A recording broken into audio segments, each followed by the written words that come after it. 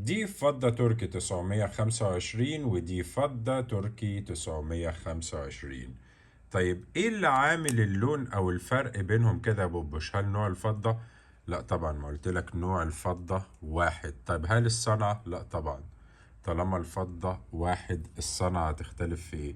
هنا بقى النقطة اللي اللبس الناس بتقع فيها، يقول لك فضة ايطالي، فضة تركي، فضة مصري، فضة بتسود، فضة بتبيض. اي فضة لازم تسود، طالما ماتيريال طبيعي لازم بيتأثر. طيب ايه الفكرة هنا؟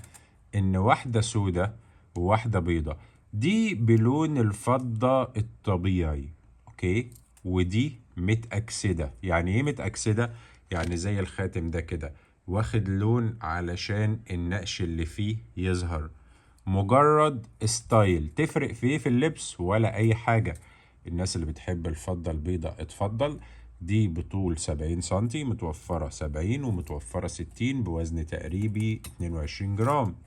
لو حابب الفضة المأكسدة علشان بيليق عليها نوع معين من الدلايات، دي برضو 60 سنتي و70 سنتي 22 جرام، والستين 19 ونص.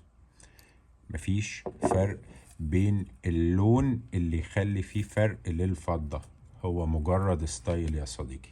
أشوفك دايما على خير.